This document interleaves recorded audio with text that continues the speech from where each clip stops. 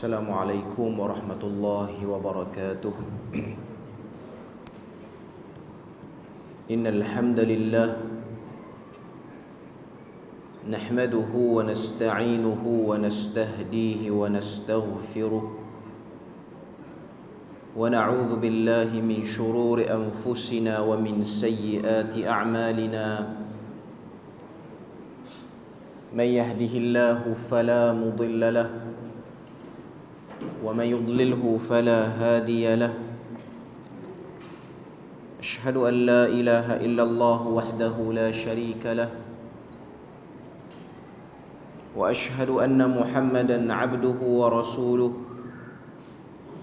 يا أيها الذين آمنوا اتقوا الله وقولوا قولا سديدا يصلح لكم أعمالكم ويغفر لكم ذنوبكم ومن يطع الله ورسوله فقد فاز فوزا عظيما.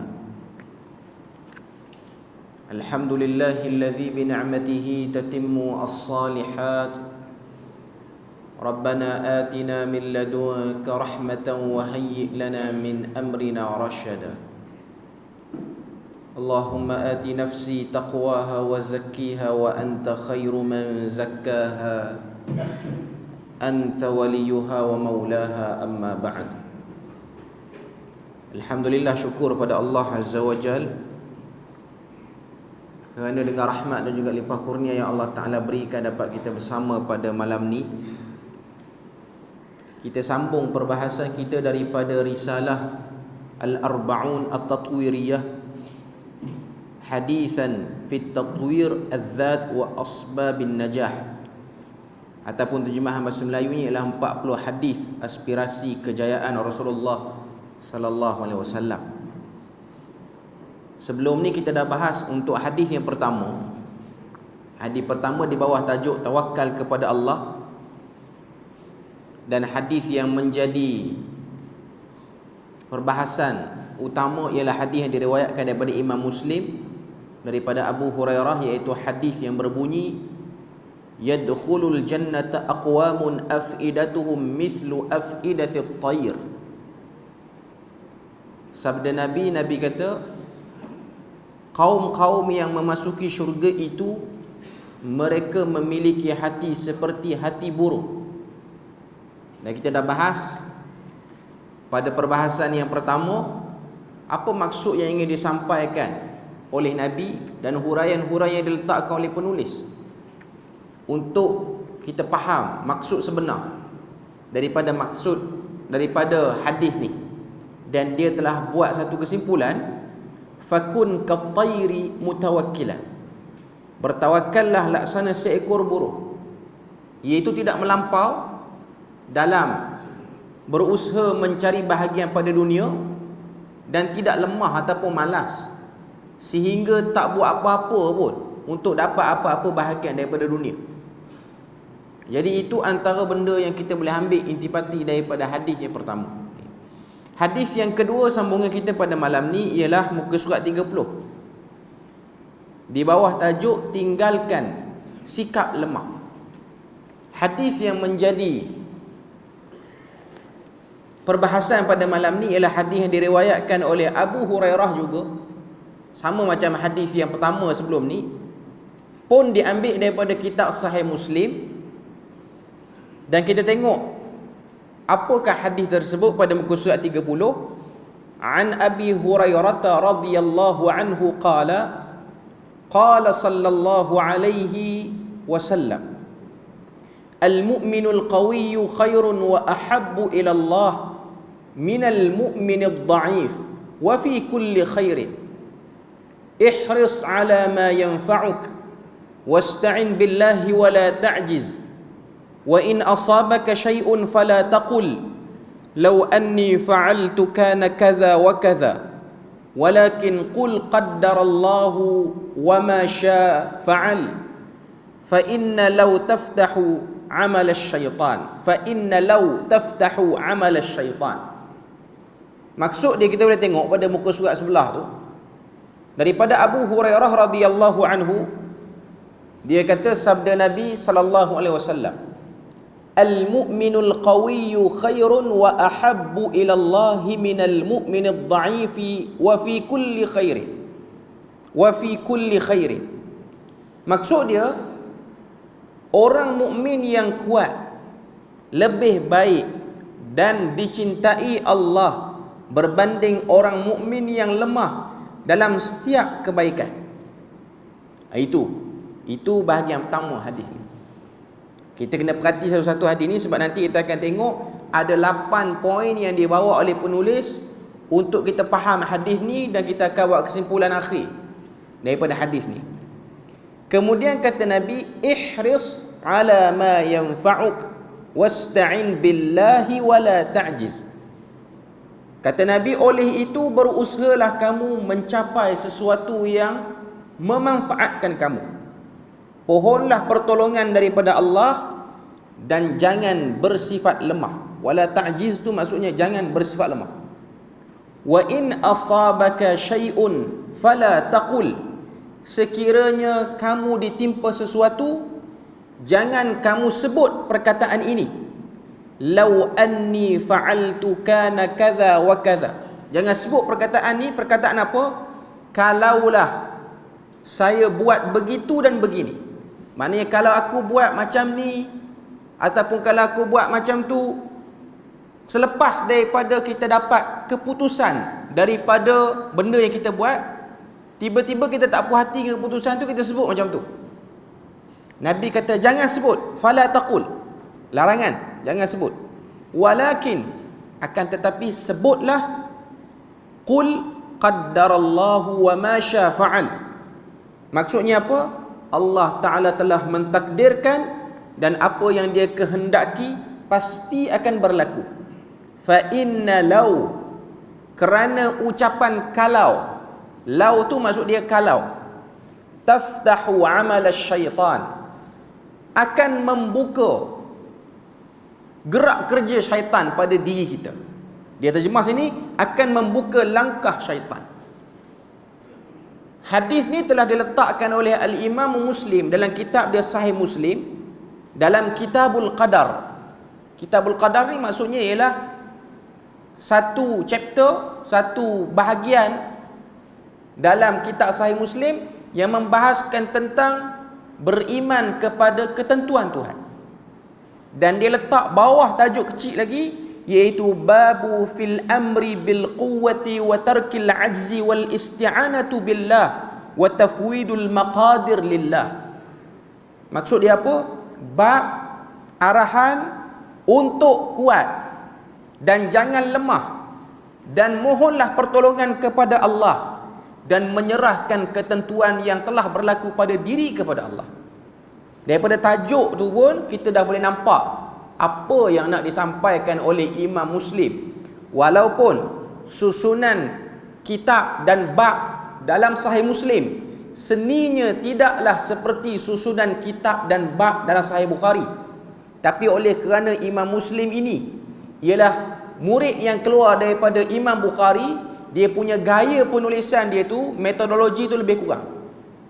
Maknanya setiap susunan kitab dan bab dalam Sahih Muslim ataupun Sahih Bukhari, bahkan dalam semua kutubus sittah ni, hakikatnya dia ada isyarat yang ingin dibawa oleh penulis. Ada maksud. Mana kita baca bab, tajuk bab tu pun, kita dah nampak apa yang nak disampaikan, ataupun orang kata apa, mukaddimah awal daripada hadis yang akan dibincangkan daripada bab tersebut. Okay. Umum kita dah nampak hadis ni. Ada beberapa benda Nabi sebutlah hadis ni.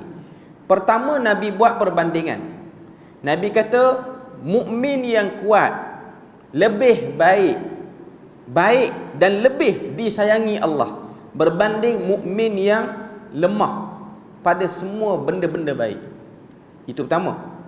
Yang kedua, Nabi sebut dalam hadis ni, cuba buat benda-benda yang memanfaatkan diri kita. Ihris ala ma yanfa'uk. Yang ketiga, ista'in billah wala ta'jiz. Minta tolong pada Allah dan jangan lemah. Yang keempat, sekiranya kita tak puas hati dengan apa-apa yang berlaku dalam hidup kita, jangan kita ulas benda yang kita tak puas hati tu dengan kita sebut, kalaulah aku buat macam ni, kalaulah aku buat macam tu. Jangan buat. Yang kelima, sebut bila mana dapat satu keputusan dalam hidup ni, takdir yang berlaku dalam hidup, kita tak suka takdir tu, qaddarallahu wa ma syaa fa'al. Allah Ta'ala telah mentakdirkan, telah menghendaki apa yang pasti akan berlaku. Ujung sekali Nabi sebut, kalau cuba juga untuk memanjangkan kalau-kalau yang lain bila mana berlaku satu-satu benda dalam hidup. Maknanya berlaku benda tak puas hati, kita pun cuba overthinking benda tu. Nabi kata, dia akan buka peluang syaitan terhadap diri kamu. Okay. Maknanya hadis ni ada beberapa perkara. Hadis yang kedua ni, dia agak panjang berbanding hadis yang pertama. Hadis pertama dia umum. Semua mukmin kena tawakal. Dan sifat orang yang beriman dan orang Islam menilai kejayaan berbeza dengan orang lain, bangsa lain, agama lain yang bukan duduk bawah wahyu. Tak kiralah dia bangsa ke, dia agama ke, dia ideologi ke, yang tak berpaksikan dengan wahyu, definisi berjaya dia lain. Definisi berjaya kita dah bahas pada perbahasan sebelum ni. Bagaimana tawakal ini akan menjadi penutup kepada jurang-jurang segala definisi kejayaan yang tak termasuk dalam apa yang syariat sasarkan. Sebab kita kena tahu, definisi kejayaan yang dimaksudkan oleh syariat itu ialah lepas masuk ke dalam syurga, lepas diri kita daripada azab neraka, dapat masuk syurga. Itu ialah kejayaan. Itulah yang disebut sebagai al-faizun dalam Al-Quran. Dan juga dalam hadis Nabi menyebutkan tentang bila mana orang berjaya, dia akan fokus pada kelompok ini. Sebab itulah kita dah sebut sebelum ni, bagaimana Nabi tidak menyebabkan orang yang kurang baik nasib dia di dunia sebagai orang yang gagal. Contoh, orang yang tidak ada peluang untuk dia dapat bahagian yang banyak daripada material harta dunia, dia bukan orang yang gagal. Orang yang tidak mendapat peluang yang banyak pada jawatan, tak dapat peluang yang banyak pada zuriat, mereka bukan orang yang gagal. Kita dah tengok contoh-contoh hadis Nabi, bagaimana Nabi berinteraksi dan Nabi memberikan penjelasan terhadap kelompok-kelompok ni. Okay. Jadi pada hadis yang kedua ni kita akan tengok bila mana satu orang dia masuk dalam benda yang dia tak suka. Umumnya manusia akan lemah. Siapa-siapa pun. Hatta Nabi sendiri yang menuturkan hadis ni, Nabi juga antara orang yang melalui fasa-fasa lemah bila mana benda yang dia nak buat tak dapat keputusan akhir macam yang dia nak.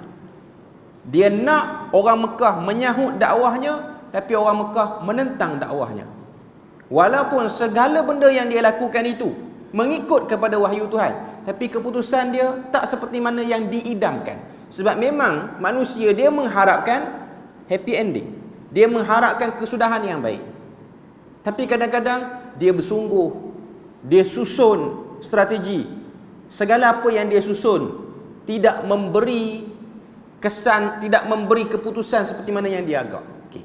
Jadi hadis ni yang kedua ni, dia akan tengok dan dia akan bahas bab itu. Sebab memang hakikatnya penghalang kepada kejayaan, sama ada kejayaan tu bersifat duniawi ataupun kejayaan bersifat akhirat, ialah lemah. Orang yang dah lemah pada peringkat awal, memang dia akan sangkut situ. Dia tak akan boleh develop, kembang lagi. Dia tak akan ada kekuatan. Dia akan layan dan mungkin dia akan sangkut situ dan dia tak akan naik-naik sampai ke sudah lagi. Okay. Kita tengok huraian dia, muka surat 32. Okay. Sifat lemah tidak seiring dengan iman kepada Allah Azza wa Jalla. Ahli tawakal tidak akan dipengaruhi oleh sifat lemah ini, sementara orang-orang berjaya pula menjauhi sifat ini. Okey, poin pertama daripada perenggan ni ialah tuan-tuan kena buat bracket, sebab dah ada buku dah, tapi buku tu kalau bagi ke masjid jadi tak kena pula nak conteng tu. Okey. Ada orang yang dah ada buku dia sendiri. Okey. Poin dia ialah ahli tawakal tidak akan dipengaruhi oleh sifat lemah ini, sementara orang berjaya pula menjauhi sifat ini. Okay, itu poin dia. Poin dia ialah lemah tak nak upgrade diri, itu bukan benda yang ada pada ahli tawakal. Itu juga bukan sifat orang yang berjaya. Okey, itu yang pertama. Perengan kedua dia sebut, sifat lemah yang disebutkan dalam hadis ini adalah sifat lemah dari sudut psikologi, atau menurut istilah psikologi ialah ia disebut learned helplessness, ataupun dalam kurungan dia letak situ, ketidakberdayaan yang dipupuk. Maknanya lemah tu dia heret lemah tu bagi panjang. Dia berlama-lama dalam lemah tu. Dia layan, dia cari lagi apa peristiwa lain yang dia nak hubung kaitkan dengan peristiwa yang sedang berlaku. Kesedihan ditambah kesedihan, diheret dengan kesedihan sebelum ni, duka cita dikait dengan duka cita sebelum ni. Itu yang disebut dengan ketidakberdayaan yang dipupuk. Dia blur sifat lemah tu, dalam erti kata mudahnya. Dia bukan berusaha nak buang, tapi dia membela sifat lemah tu sehingga membantutkan diri dia, tenaga dia, panca indera dia untuk keluar daripada kelemahan tu, jadi orang kuat dan bertindak untuk buat gerak kerja yang lain. Itu yang dimaksudkan dalam hadis ni. Ada orang dia tak cacat, panca indera dia okey, tapi dia lemah. Psikologi dia lemah, jiwa dalaman dia lemah. Dan jiwa dalaman itu tidak diubati, dan akhirnya dia kembangkan. Dia blur sifat tu dan dia tak maju. Itu yang dimaksudkan. Ia bermaksud orang itu tahu dan mengerti sifat lemah, namun dia melihat kesungguhan yang diberikan untuk meraih kejayaan tidak memiliki faedah disebabkan oleh pengalaman orang lain. Ini juga antara faktor yang menyebabkan satu orang tu lemah dia tu panjang dan lama, kerana dia telah mendengar cerita-cerita orang, ataupun zaman sekarang dia buat carian di Google, dia baca cerita orang yang mirip dengan cerita dia, dan konklusi cerita orang tu buruk. Sebab orang yang duduk dalam keadaan lemah, dia akan berubah psikologi dia. Daripada orang yang peramah, dia akan jadi pendiam. Daripada extrovert, dia akan jadi introvert. Inilah personality manusia. Manusia ni kategori ada 3. Extrovert ni memang riang, duduk di mana-mana pun riang-ria betul dia. Introvert ni dia pendiam. Dia tak akan rapat dengan semua orang. Dia memang dasar tertutup. Dia ada satu lagi ambivert. Ambivert ni dia riang dengan orang yang dia rasa safe, selamat. Tapi dengan orang yang tak dikenali, memang dia akan duduk pada posisi tertutup. Itu sebahagian daripada pengkategorian manusia punya sifat. Okay. Cuma nak katanya biasanya orang yang lemah, dia biasanya akan bertukar daripada banyak cakap, dia akan kurang cakap. Untuk zaman sekarang ni, bila mana dia lemah, biasanya dia akan menyendiri. Penyakit ni kena pada setengah-setengah bangsa. Antara bangsa yang meningkat penyakit ni ialah bangsa Jepun. Bila mana dia gagal, dia akan duduk dalam rumah tak keluar, dia takut nak jumpa orang. Padahal gagal dia tu bukanlah gagal yang teruk, tapi dia rasa itu ialah kesudahan yang paling terakhir untuk diri dia. Akhirnya dia mati seorang-seorang. Dia mati dalam keadaan dia membela kesedihan dia tu. Membela kesedihan dia tu. Bila mana dia tak boleh nak kawal diri dia. Itu kerana hidup tidak dibimbing dengan wahyu dan tidak ada apa-apa benda yang boleh stabilkan diri dia. Okay. Kemudian kita tengok lagi apa yang dia sebut sini. Dia kata, oleh itu dia akur untuk bersifat malas. Okay, ini yang paling teruk. Dia selesa dengan sifat malas tu, dengan sebab dia dah bela. Dr. Muta' al-Barakat, Muta' Barakat menyifatkan kondisi begini dengan berkata, Muta' Barakat ni kita kira pakar personality diri lah di tanah Arab, sebab dia ada tulis banyak buku-buku berkaitan dengan Tatwiruz Zat. Tatwiruz Zat ni maksud dia apa? Pengembangan diri. Antaranya buku dia yang menjadi rujukan untuk syarahan buku ni ialah Al-Ajzul Muktasab, Dirasah Nafsiyah. Kelemahan yang dikembangkan, satu kajian pada diri manusia. Lemah ni dia macam kuat juga. Kita latih diri untuk makin kuat. Lemah pun macam tu, kita latih diri untuk makin lemah, makin lemah, makin lemah. Dua benda ni lawan ni, kuat dan juga lemah ni, kedua-duanya ialah benda yang kita boleh kembangkan. Kita boleh develop benda tu. Okey. Kita tak baca yang Arab, kita terus pada yang terjemahan dia tu, muka surat 33. Dia kata, kesulitan yang lebih besar adalah anda melihat sifat lemah ini dengan reaksi yang lemah. Maknanya bila mana dia lemah, dia layan lemah dia. Sepertinya anda merasai tidak memiliki kemampuan untuk melakukan sebaliknya. Maknanya dia, orang kata apa, konsisten dalam lemah dia tu. Oleh itu, mengenal pasti kondisi sifat lemah menjadi sesuatu yang begitu mustahil. Untuk yang kena penyakit ni, dia kena tahu apa itu lemah. Walaupun begitu, kata Muta' Barakat ni, ia tidak cukup dengan hanya kenal kelemahan. Setelah mengenal pasti sifat tersebut, seharusnya untuk mengenal pasti cara untuk keluar daripadanya dan berinteraksi dengannya. Setiap orang dia kena tahu titik lemah dia dalam diri dan macam mana dia nak keluarkan diri dia daripada titik lemah itu. Ini ialah satu bab berkaitan dengan psikologi manusia. Perbahasan yang awal-awal ni memang dia bahas tentang psikologi manusia. Maknanya sifat lemah ni dia bukan datang lalu lepas tu dia hilang. Dia bukan macam luka letak ubat hilang macam tu.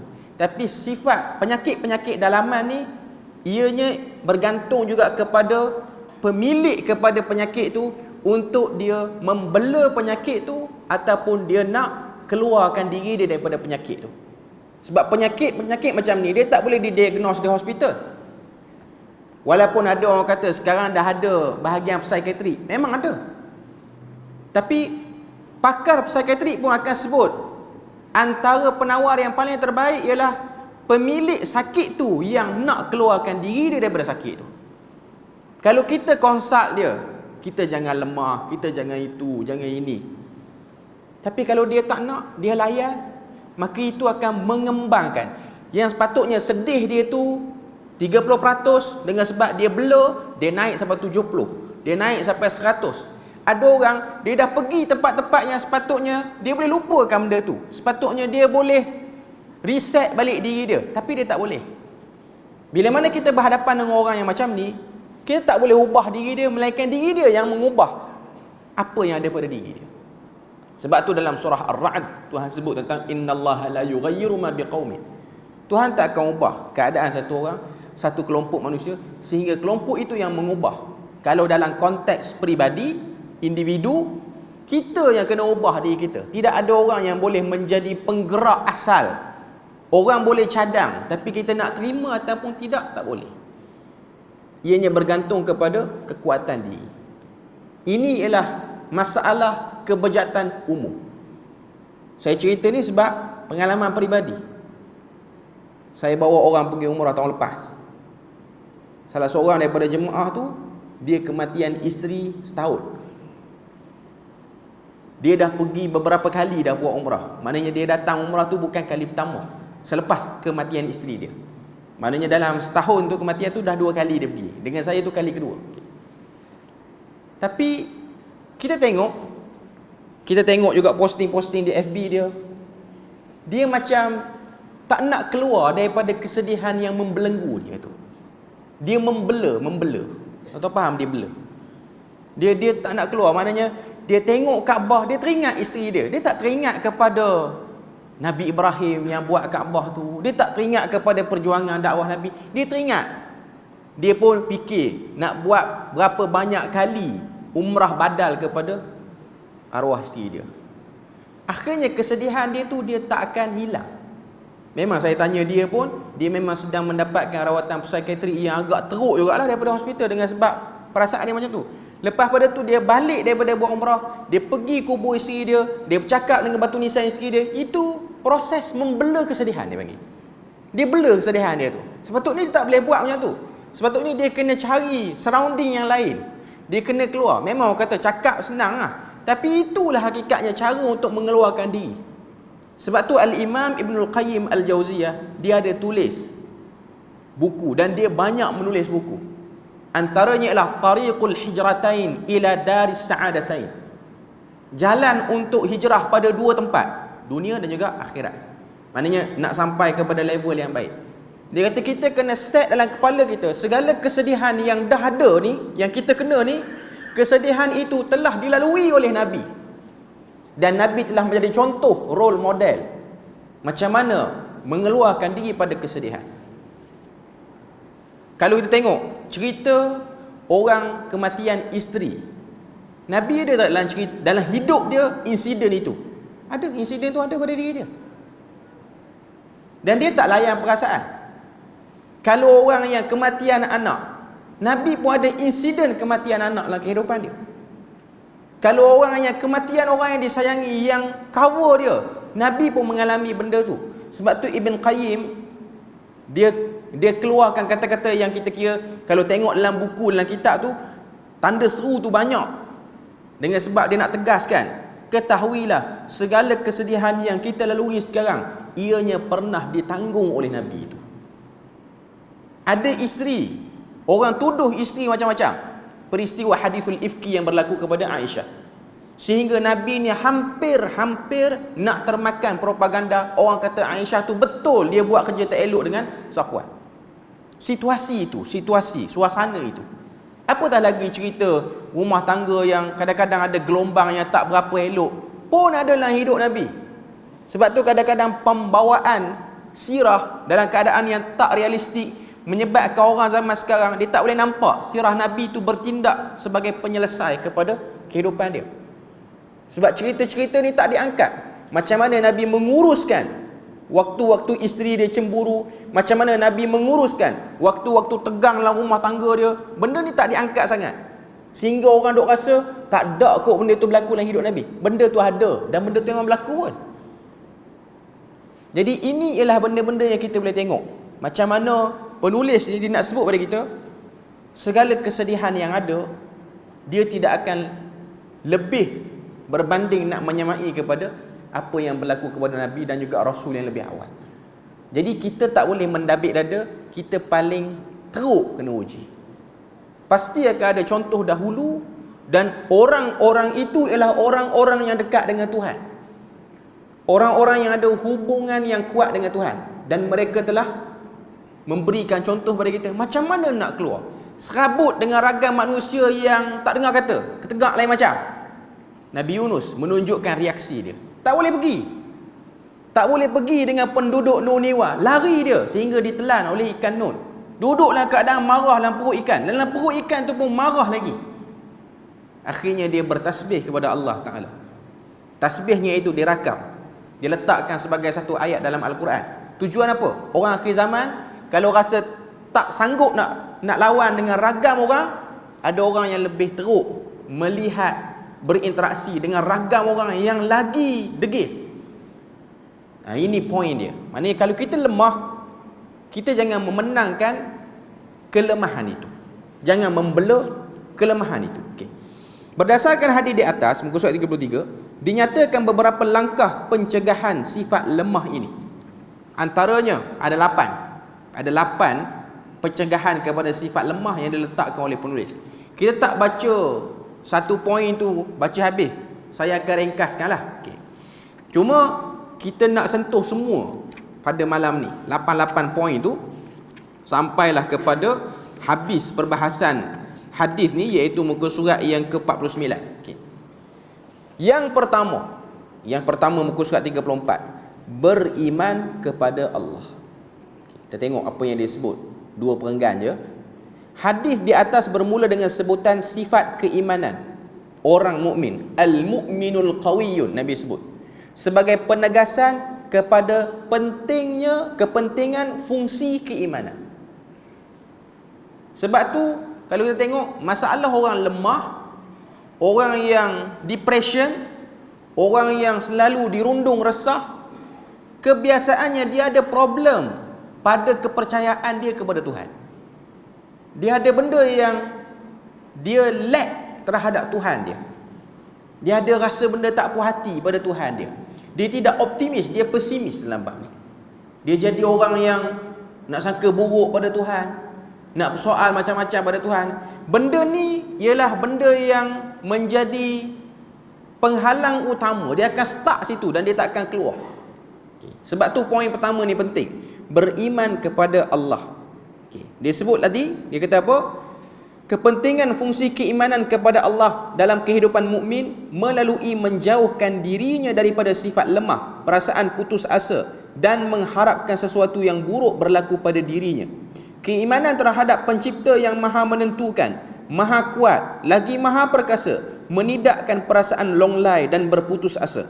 Beriman kepada Allah menjadi sumber kekuatan bagi seorang mukmin. Maknanya sini nak sebut pada kita bahawasanya segala apa saja benda-benda buruk yang berlaku dalam hidup, kita tetap kena tahu dan sedar ianya ialah satu projek yang Tuhan jalankan dalam hidup kita. Cuma tinggal lagi kita tak faham kenapa peristiwa ni berlaku. Dan kita kena ada satu sifat sabar untuk tidak cepat membuat conclusion awal. Yang jadi masalah ni, yang menyebabkan layar perasaan nak jadi lemah ni ialah cepat buat conclusion. Bila mana kena satu hentaman, terus kata Tuhan tak sayang aku ni. Buat apa-apa pun asyik kena yang malang je, tak kena yang elok. Dia dah buat conclusion awal. Sebab ianya bukan benda mudah. Kita cakap sini boleh. Orang yang kena, dia tahulah macam mana nak tahan diri ni untuk tidak mengeluarkan perasaan buruk terhadap ketentuan Tuhan. Bukan keluar kata-kata, perasaan tu pun hakikatnya kita kena tepis. Dia datang tapi kita kena tepis. Saya sebut sini ialah nak sebut pada kita benda-benda buruk, perasaan-perasaan tak puas hati, dia akan datang. Tak redha apa semua, benda ni datang. Sebab benda ni pun ada pada para nabi dan rasul. Cuma beza para nabi, waktu datang dia tepis cepat-cepat.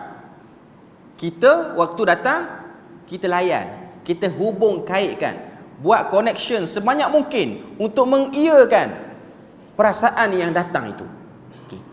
Imam Ibnul Qayyim muka surat 35 menyebutkan dalam kitab beliau Tariqul Hijratain wa Babus Sa'adatain.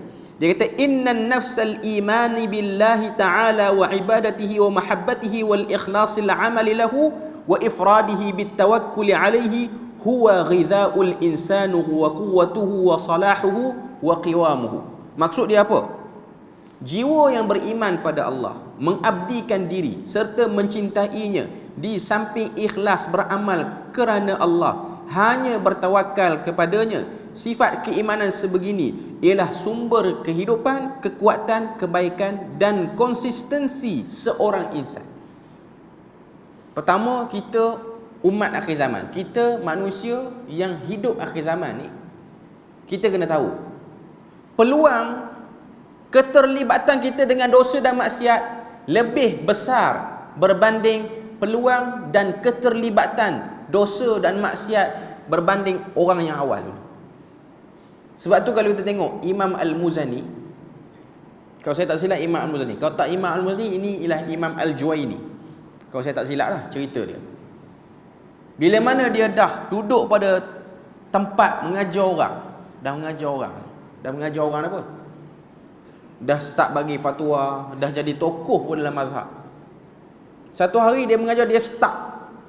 Dia tak boleh ulas satu perbahasan ni.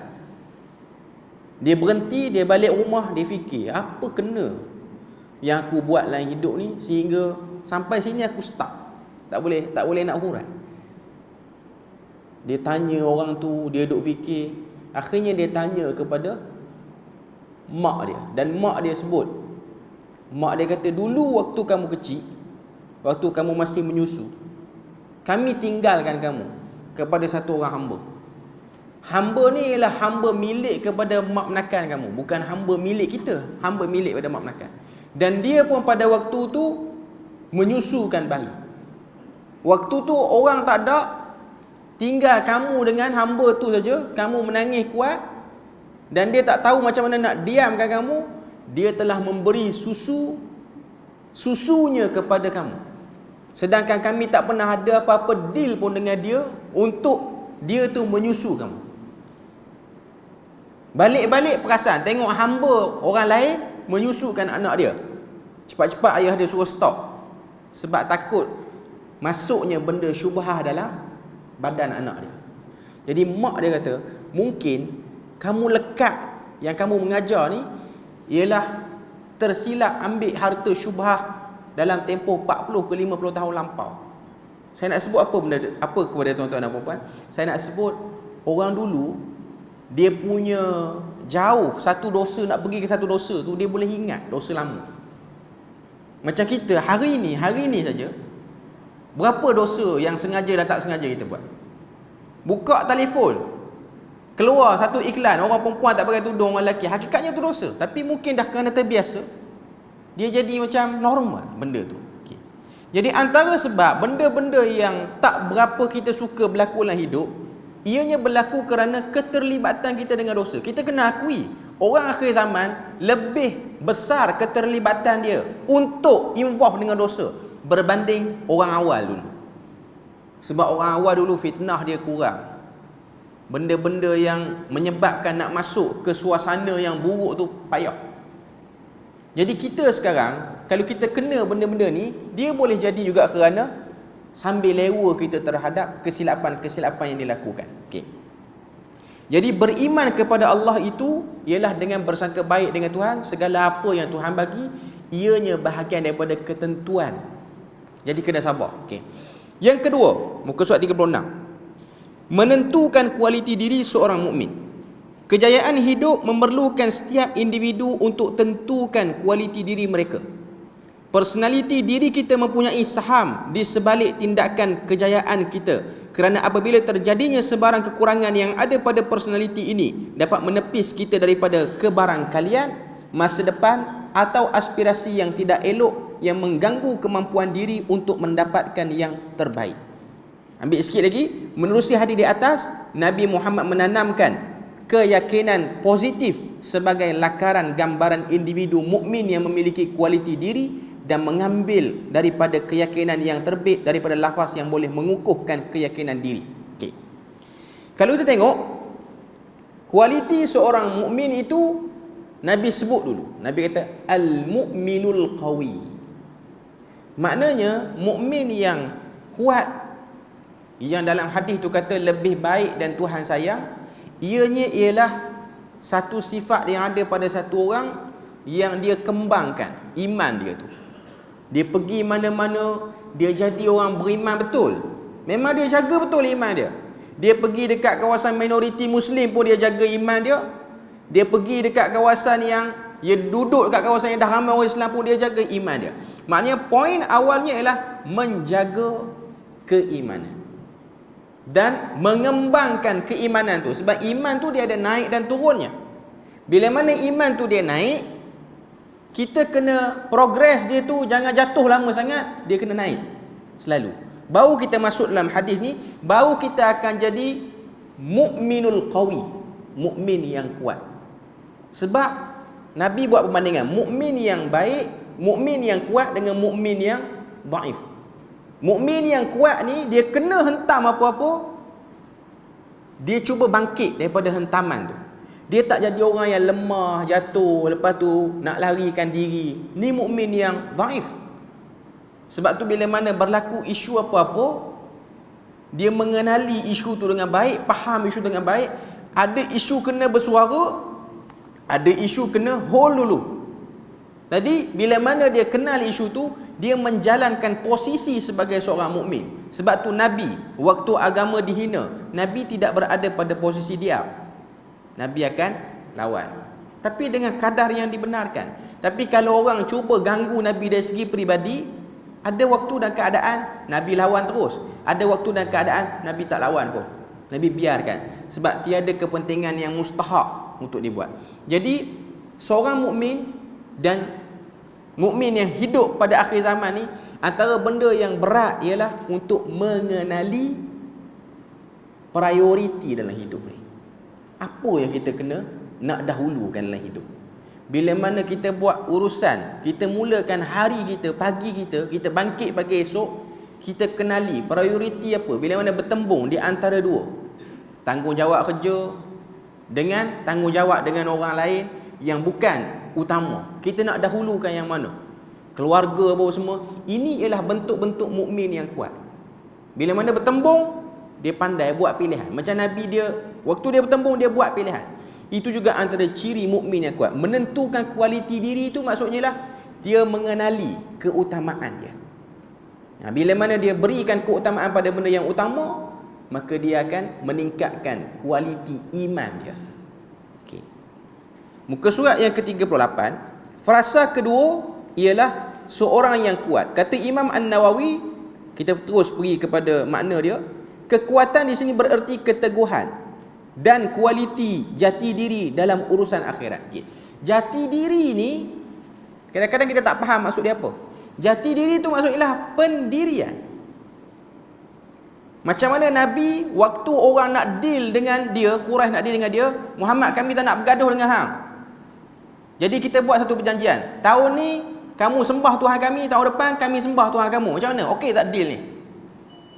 Nabi pertahankan pendirian dia. Yang ni tak boleh. Yang ni karut. Nanti kita sambung sikit. Kita pergi laluan azan tu. Kita sambung sikit lagi. Kita tak sempat malam ni untuk habiskan semua 8 poin tu. Sebab rasanya dia take time yang agak lama. Okay. Tapi kita akan berhenti malam ni pada poin yang kedua ni. Iaitu poin menentukan kualiti diri seorang mukmin. Okay. Cuma tak apa.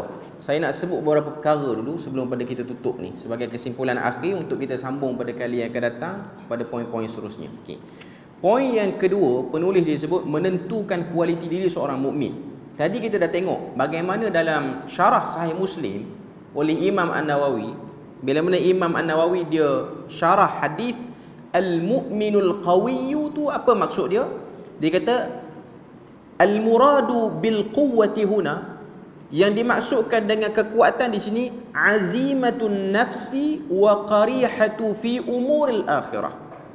Teguh dan kualiti jati diri dalam urusan akhirat. Kualiti jati diri ni maksud dia apa? Pendirian yang kejap, yang kalis nampak kepada akhirat terus. Dia bukan hanya berhenti di dunia. Sebab tu kalau tengok ada orang gerak kerja dia dalam hidup untuk dia sentiasa steady, dia tak lemah. Ialah untuk dia nampak apa yang dia kena teguhkan dan dia kena pertahan. Contoh satu orang yang dalam kepala dia nak diri dia ni betul-betul duduk dekat dengan sunnah Nabi. Macam-macam mana cara pun dia mesti nak kena pertahankan sunnah Nabi. Jadi waktu dia dihentam sehingga menyebabkan dia jatuh sekejap. Waktu dia jatuh tu dia tak lemah semangat. Sebab dia tahu jatuhnya dia tu ialah untuk memberi peluang untuk membuka laluan lain. Hadis ni dia berkait dengan tawakal hadis pertama. Cara nak bagi kita ni jati diri kuat, memang kita kena ada tawakal yang tinggi. Dan tak boleh terkesan dengan cerita-cerita orang lain. Kalau kita satu orang, saya nak bagi contoh mudah pada tuan-tuan dan puan-puan. Mus'ab bin Umair.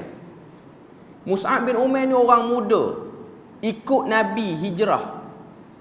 Di Mekah orang panggil dia Rajulun Mi'tar. Orang belajar bahasa Arab dia akan tahu. Perkataan mi'tar ni ialah satu kinayah perlambangan nak kata dia ni orang yang up to date dalam pakaian. Mi'tar tu maksud dia air wangi. Air wangi yang mahal dia pakai pada usia yang belum sampai 20-an. Dia mampu benda tu. Dia pergi Madinah, dia hilang semua benda tu. Semua benda tu hilang.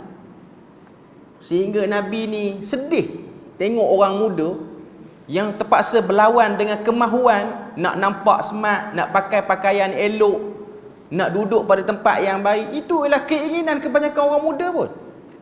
Bila mana dia muda, dia nak benda tu. Dia sampai ke Madinah, ada baju sepasang je, kain atas, kain bawah. Dan Nabi tanya dia, wahai Mus'ab, hidup di Mekah dengan Madinah mana okey? Dia orang muda. Orang muda ni, dia jawab jujur, dia kata kalau tanya, hidup di Mekah dah seronok sebab baju bertukar. Pagi makan benda lain, petang makan benda lain. Lalu Nabi betulkan dia. Nabi kata hidup di Madinah lagi baik. Walaupun kamu tak dapat banyak benda. Mata orang lain melihat dia, tuah nak ikut sangat Nabi. Elok kaya jadi miskin. Tapi bagi diri Mus'ab dia puas. Sebab apa? Jati diri dia. Dia mukmin yang kuat. Tuan-tuan faham apa yang saya nak sebut ni? Okey. Maknanya satu orang dia hilang bahagian pada dunia dia, tapi dia kuat. Dia tak terkesan. Sebab tu kita tengok pada peristiwa perang Badar, waktu dia tengok adik dia kena ikat. Adik dia kan salah seorang daripada tawanan perang Badar, adik pada Mus'ab ni.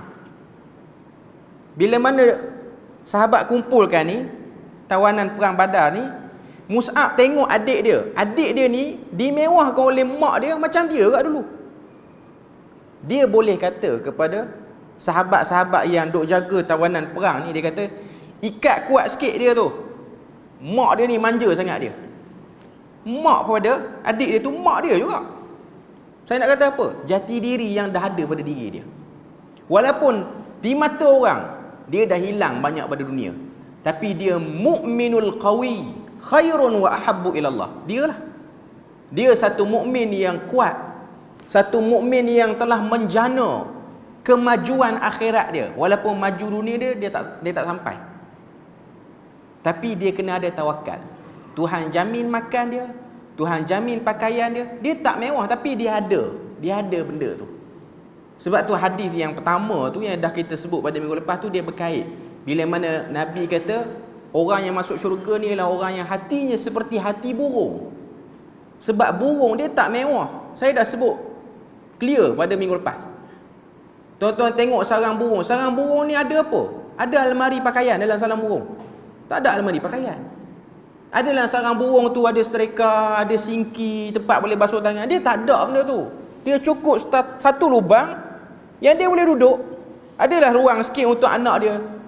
Dia tak buat luas.